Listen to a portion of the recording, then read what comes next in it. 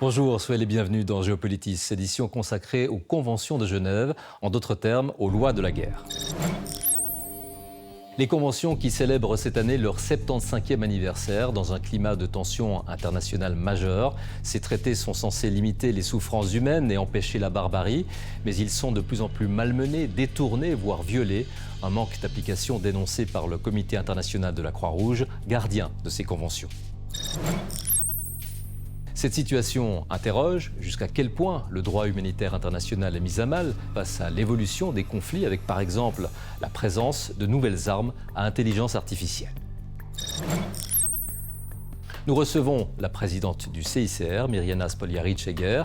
Elle est en poste depuis octobre 2022. Elle a une longue expérience de la diplomatie multilatérale et du système onusien, mais sa mission n'en est pas moins singulièrement complexe dans ce monde bouleversé, fracturé. Elle est à la tête d'une institution qui a été la cible sur le terrain de la guerre en Ukraine ou au Proche-Orient, de critiques parfois acerbes et qui traverse une crise financière comme identitaire. Le monde fait actuellement face à plus de 100 conflits. La plupart d'entre eux sont ignorés, oubliés. Partout, les souffrances provoquées par la guerre sont immenses. Pourtant, il existe des règles bien précises censées les contenir. Ces véritables lois de la guerre ne sont pas nouvelles. C'est bien la vision de l'horreur sur un champ de bataille à Solferino qui sera le point de départ de toute une réflexion menée notamment par le Genevois Henri Dunant. Une pensée qui mènera à la création du Comité international de la Croix-Rouge en 1863 et l'année suivante à la première Convention de Genève. Le droit humanitaire international était né. Depuis, il s'est bien entendu étoffé, a évolué. Les conventions de Genève actuelles ont été mises sous toit au lendemain des atrocités de la Seconde Guerre mondiale. Aujourd'hui, particulièrement malmené, contourné, bafoué, le droit humanitaire est en crise dans un contexte international extrêmement tendu. Lorsqu'on évoque les conventions de Genève, de quoi parle-t-on exactement? Qu'en est-il du droit international humanitaire? Ezan Guinolfi.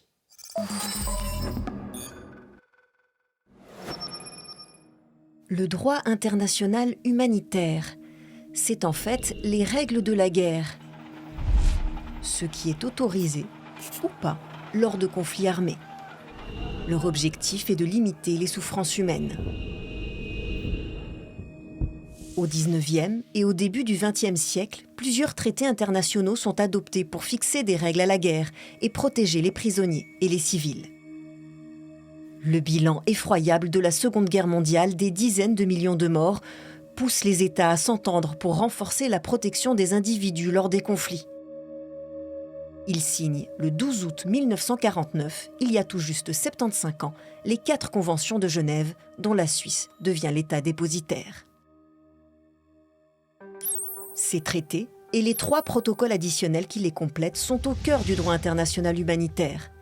La totalité des États du monde ont adhéré aux conventions de Genève. La plupart ont aussi signé les 2 protocoles de 1977. Les règles du droit international humanitaire, c'est par exemple la protection de ceux qui ne combattent pas, comme les civils, le personnel médical et les humanitaires.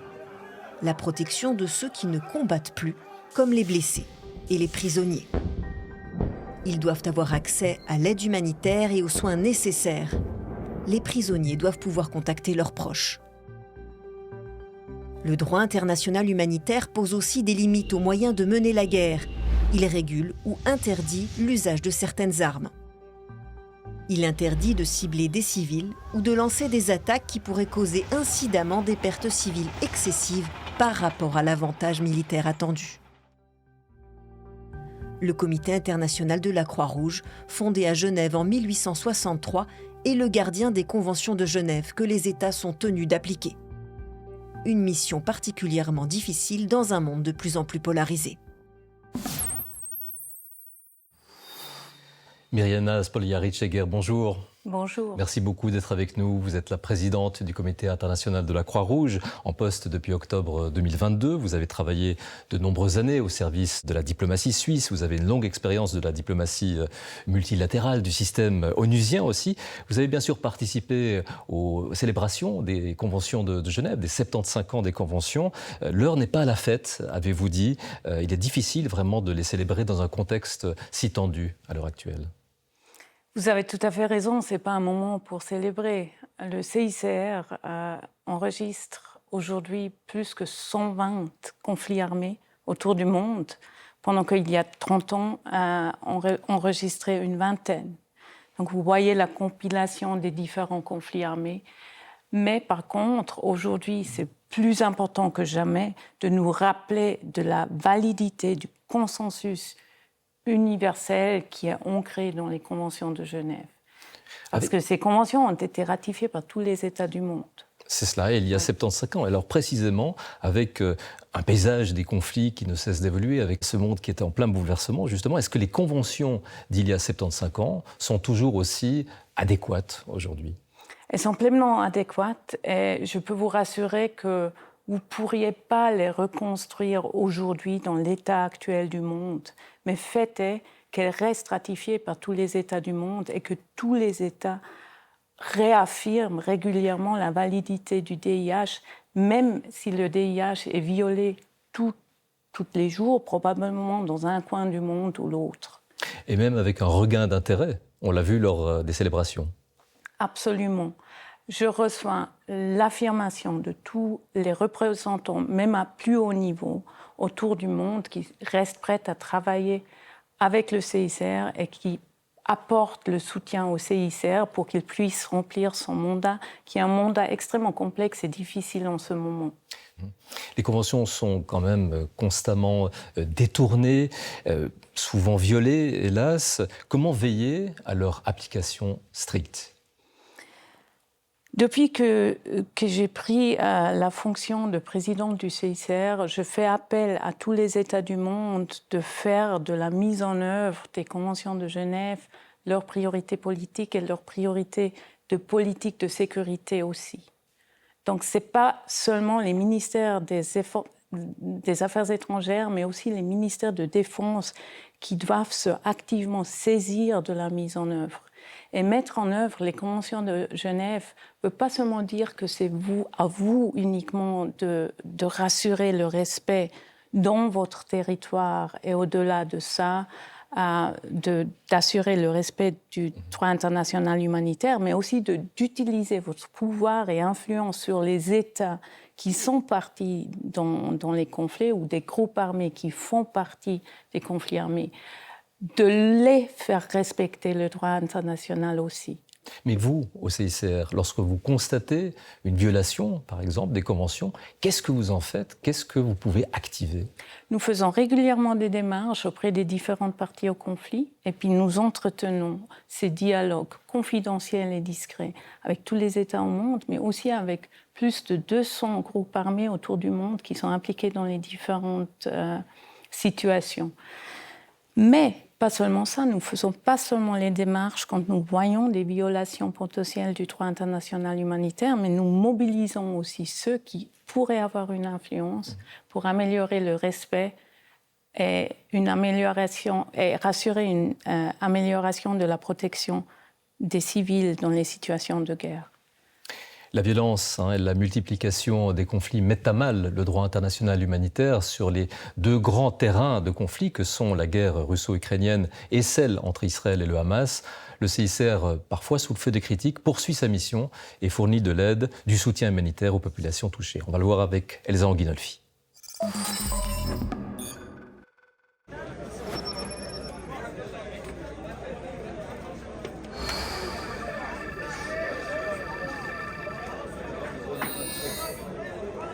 Une frappe à l'aube. Rapidement, les riverains et les secours affluent à la recherche de ceux qui peuvent être sauvés. Le bâtiment touché, une école et la mosquée qui y est rattachée, abritaient des déplacés de la guerre selon le Hamas. L'armée israélienne dit avoir frappé un centre de commandement du Hamas et tué au moins 19 terroristes. L'organisation terroriste Hamas viole systématiquement le droit international et opère à partir d'infrastructures et d'abris civils, exploitant brutalement la population et les institutions civiles comme boucliers humains. La frappe aurait fait plus de 100 morts selon le Hamas, qui affirme qu'aucun homme armé n'était présent. L'armée ennemie fabrique des prétextes pour cibler les civils, les écoles, les hôpitaux et les tentes des personnes déplacées.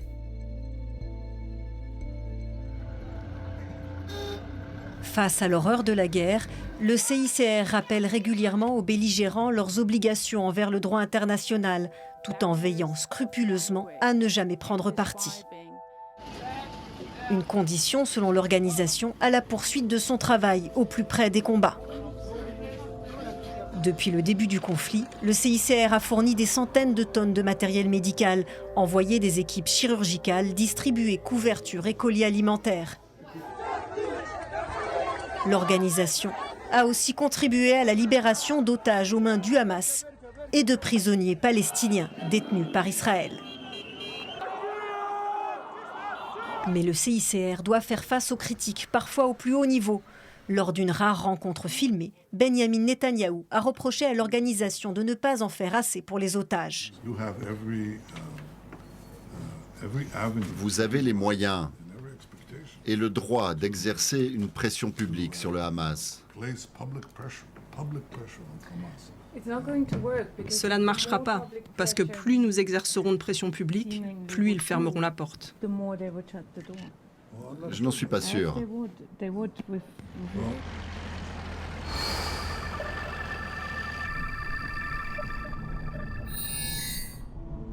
Le 6 août, les forces ukrainiennes lancent une offensive surprise sur le territoire russe.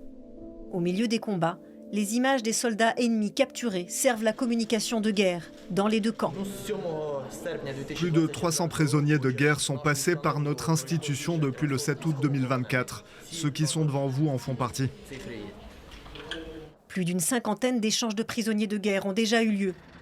Le CICR a rendu visite à plus de 3000 soldats capturés dans les deux camps, mais n'a pas accès à tous les lieux de détention, contrairement à ce qu'exigent les conventions de Genève.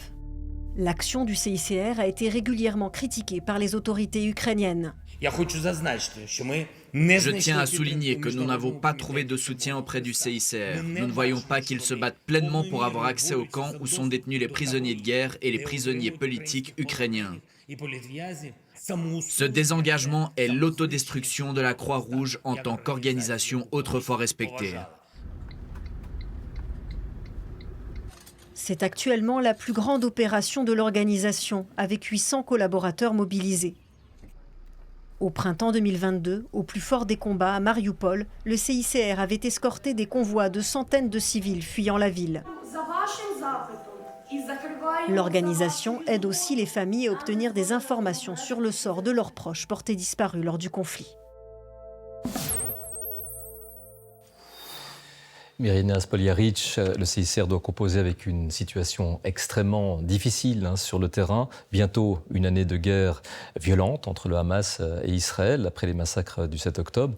Aujourd'hui, avec une telle situation humanitaire dans la bande de Gaza, comment vous pouvez agir? Est-ce que vous pouvez faire simplement votre travail sur place? Nous sommes toujours restés à Gaza dès le début, aussi le 7 octobre. Et puis entre-temps, nous avons une équipe de plus que 250 personnes sur place, dont une cinquantaine du personnel international, donc des mobiles, qui sont régulièrement transférés ou échangés par d'autres équipes, surtout équipes médicales, parce que nous entretenons pour l'instant un hôpital de campagne pour traiter les blessés, pour aider aux femmes enceintes, mais aussi pour traiter les enfants. Ces équipes médicales, nos chirurgiens de guerre travaillent tout au long de la semaine, pendant plusieurs mois, avant qu'ils soient échangés par une nouvelle équipe. C'est un travail extrêmement dur qui apporte beaucoup de sacrifices, mais tous nos employés subissent des pressions extrêmement graves et puis se mettent dans des situations extrêmement dangereuses. Ça, il faut savoir, parce que nous travaillons aussi en apportant de l'aide, de nourriture, d'autres matériels dont les personnes déplacées ont besoin. Nous soignons les gens, mais nous voyons aussi ce que nous pouvons faire pour rétablir l'accès à l'eau, à l'électricité, etc., etc. Vous étiez vous-même d'ailleurs sur place. Vous avez été sous le feu des critiques, en tout cas au début de la guerre. Parmi les critiques qui vous ont été adressées, le manque d'action en faveur des otages israéliens capturés par le Hamas. Que répondez-vous à cela? Nous avons jusqu'à maintenant libéré plus que 100 otages tenus à Gaza et nous voulons contribuer encore à la libération de ceux qui restent toujours en captivité. C'est une grande priorité pour nous. Nous sommes prêtes 24/7 pour, donc toute la semaine, sans cesse, pour continuer ces opérations.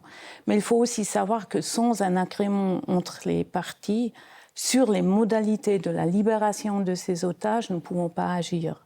Ce sont des opérations extrêmement délicates, complexes et dangereuses, et nous n'avons pas accès aux otages, sauf si les parties nous donnent ces accès selon les modalités qu'ils doivent négocier. Mais vous savez, à l'heure actuelle, où encore ils se trouvent?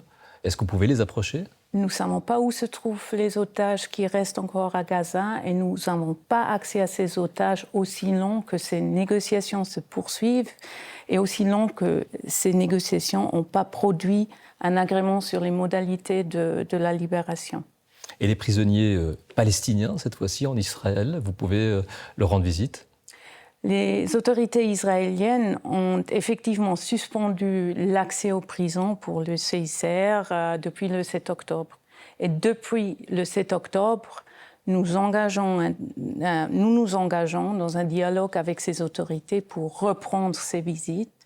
C'est une obligation légale qui découle de la 4e Convention de Genève, qui était aussi ratifiée par Israël.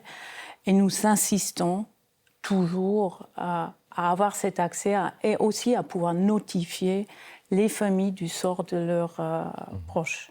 L'accès aux prisonniers est un vaste problème. C'est aussi le cas, évidemment, dans la guerre entre la Russie et l'Ukraine. Au début de l'agression russe, vous avez essuyé des critiques vraiment virulentes aussi de la part des autorités ukrainiennes. Qu'en est-il aujourd'hui? Est-ce que vous avez accès aux détenus ukrainiens en Russie? Nous avons visité des milliers de détenus des deux côtés depuis le début de ce conflit. Nous sommes en contact régulier avec les familles. Nous avons reçu plus que 150 000 de demandes des différentes familles qui ne peuvent pas trouver leurs proches et qui ne sont pas sûrs du sort de leurs proches. Nous sommes conscients des critiques qui d'ailleurs sortent régulièrement quand il y a un conflit, surtout au début d'un conflit, parce qu'effectivement les familles sont toujours frustrées de ne pas avoir ces informations et frustrées du fait que le CICR n'a pas accès à tous les prisonniers de guerre. C'est toujours compliqué, c'est toujours long et difficile, mais nous travaillons toujours sans cesse à obtenir plus d'accès et d'obtenir un accès régulier à tous les prisonniers où ils se trouvent. Il y a aussi une conscience des deux côtés que nous faisons tout ce que nous pouvons pour améliorer ces accès et pour avoir plus de progrès de ce côté, parce que ça reste, comme j'ai dit, toujours notre priorité principale de pouvoir remplir notre mandat et nous sommes très conscients des souffrances des familles. Autre sujet maintenant, on va le voir, le droit humanitaire fait aussi face à de nombreux défis avec les nouvelles technologies qui gagnent du terrain sur le champ de bataille. Les robots, les armes évoluent parfois plus rapidement que leur réglementation, de quoi inquiéter l'ONU qui réclame l'adoption d'un traité contraignant d'ici 2026. Rachel Barbara Huby.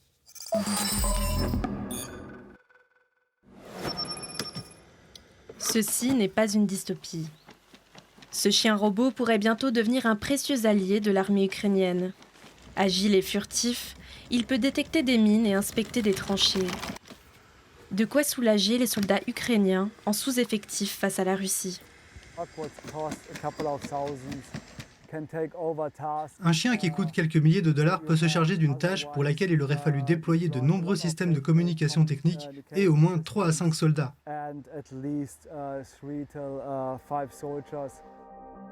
Des chiens robots qui pourraient aussi être équipés de mitraillettes, comme ici dans cet exercice militaire chinois.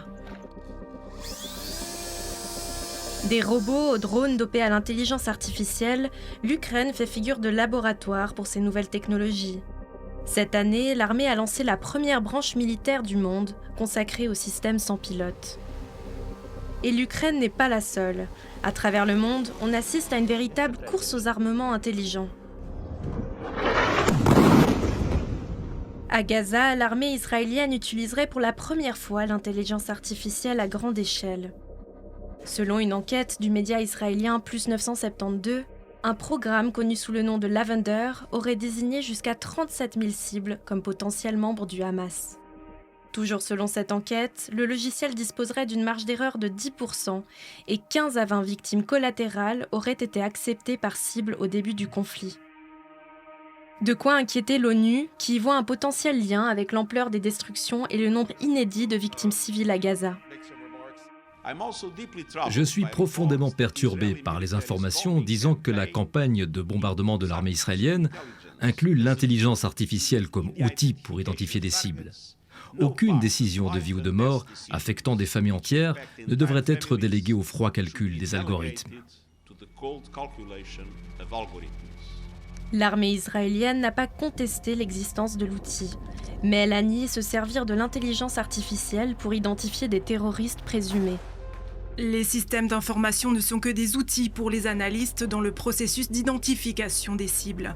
Le système n'est pas un système, mais simplement une base de données dont le but est de croiser les sources de renseignements. Avec le CICR, l'ONU réclame l'adoption d'un traité contraignant pour interdire et réglementer les armes autonomes d'ici à 2026.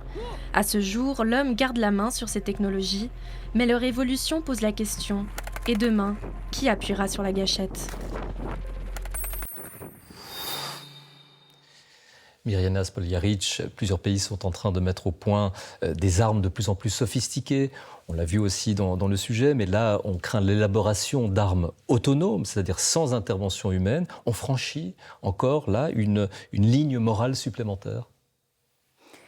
Effectivement, les armes autonomes nous posent un défi extrême parce que nous devons être toujours sûrs du point de vue du droit international humanitaire et mise en œuvre de ces conventions de Genève, qu'il reste toujours un contrôle humain derrière ces armes autonomes. Nous demandons une interdiction des armes qui n'ont plus ce contrôle humain, cette responsabilité humaine pour distinguer entre cibles civiles et cibles militaires.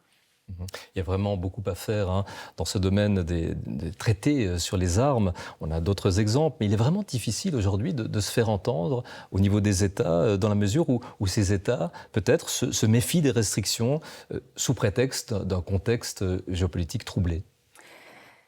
Ce que je remarque depuis quelques mois, c'est une attention plus accrue de la part de tous les États et puis surtout des systèmes de défense à plus haut niveau.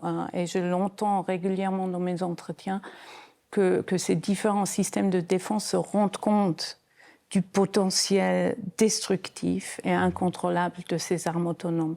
Donc même si tous les États ne s'expriment pas encore sur un cadre normatif contraignant, il y a une attention et il y a une conscience des dangers qui sont impliqués dans ces systèmes, potentiellement. Les défis sont nombreux, viennent s'ajouter les crises que traverse actuellement le CICR.